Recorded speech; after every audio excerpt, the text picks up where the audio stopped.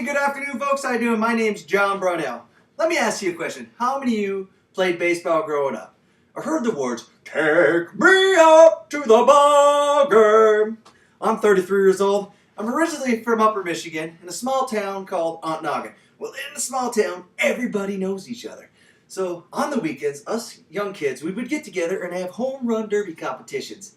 If you don't know what a home run derby competition is, every year in the Major League Baseball, they get a team from the National League, a team from the American League, and they play a game. Well, the day before that game, they take the best hitters that hit the most home runs that season, and they have a competition. They have 8 to 10 players, and they see who can hit the most home runs out of the stadium.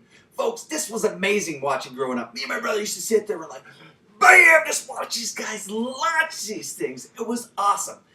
I'm like, this is what I'm going to be when I grow up. But lately, scandals have taken over, folks.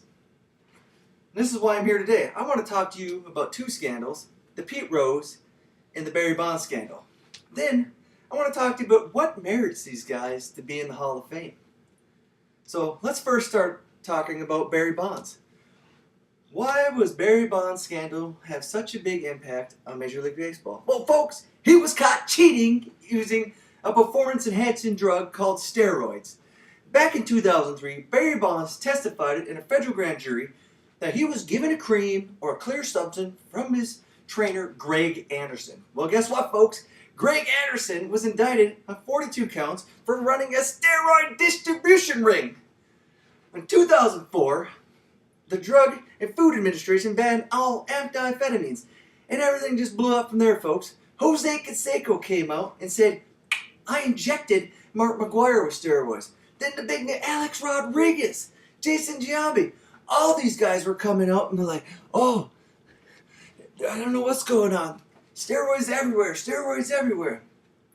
But folks, back in 1998, that's when Barry Bonds began using steroids. So, I want to switch you over in a different direction now. I want to talk to you about Pete Rose, why his scandal was such a big impact on Major League Baseball. Back in 1989, there was an investigation by the Commissioner of Baseball and by former prosecutor John Doan that found evidence that Pete Rose was betting on baseball. Not only betting on baseball, betting on his own team he was managing. He went in 14 years of denial. "I didn't do it. I'm not guilty." And after 14 years, he decides, "Hey guys, I did it. I was betting big time." So in 1989, they banned him from Major League Baseball. He accepted permanent ineligibility from the Hall of Fame. But folks, he was betting $8,000 to $16,000 a game on his own team. That's a lot of money. I need some of that. This created an image, folks, in baseball. Everybody looks at baseball now. "Oh, they're a bunch of cheaters. All they do is take steroids. These guys had to take steroids to break all these records." I remember them home run battles. Those guys, bam, bashing them out. It was awesome. And I realized these guys cheated for that. Pete Rose, his image is coming back because he really didn't cheat. All his records that he broke are legit, but he bet on his own team.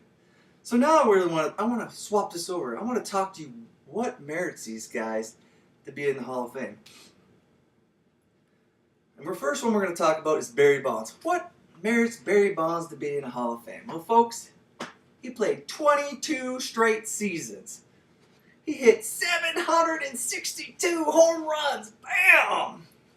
He's a 13-time All-Star.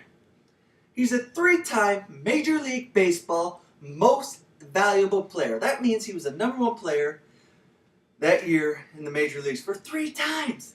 He's a 7-time National League MVP. He won the Hank Aaron Award 3 times, which he was the top hitter in Major League Baseball. He's an 8-time Gold Glove winner. That means, whoop, he didn't make any errors. He's a 12-time Silver Slugger. He was the most offensive player in American League. We talked about Barry Bonds. I want to switch you over to what merits Pete Rose to be in the Hall of Fame. Pete Rose had the most hits at 4,256. He had the most games played at 3,562. he played 24 seasons. He had the most at-bats in this enormous number of 14,053. Folks, this guy was a 17-time All-Star. In 1963, he was Rookie of the Year. In 1973, he was National League MVP. In 1975, he was World Series MVP. In 1968-69, he won the National Batting Title.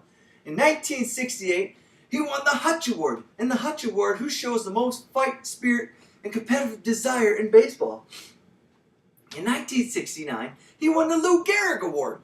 This award is who shows the most character and integrity in baseball. In 1976, he won the Roberto Clemente Award. And this who best exemplifies the game of baseball, and that's what Pete Rose did, folks. Well, folks, these records have been around a long, long time, and I want to talk to you about that right now. I want to talk to you about the players that used to have these records. Let's look at Hank Aaron. Hank Aaron had 755 home runs. He played 23 seasons. He retired back in 1976. He played 3,298 games. Wow, that's a lot of games. Let's talk about Ty Cobb. Ty Cobb retired back in 1928. He had 4,189 hits. He played 24 seasons. He had 3,035 games played. But look at Barry Bonds, folks. He played 2,986 games to beat that record. It's pretty impressive. And for Pete Rose, he played 3,562 games to break that record. These are pretty impressive records that they broke, folks. Today, folks, I talked to you a little bit about what Pete Rose and Barry Bonds scandals were and how they affected baseball. Then we talked what merits these guys to be in the Hall of Fame. I played a lot of baseball in my life. Now I play this game called softball. I love it. There's a lot of passion in baseball. Where is it gone? We could get this passion back. I don't know if we ever will. I love it, and I always will. Before I go today, folks, I want to ask you one question.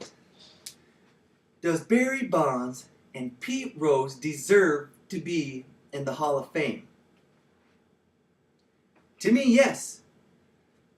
Can we forgive them? Why not? We forgive criminals for the crimes they do.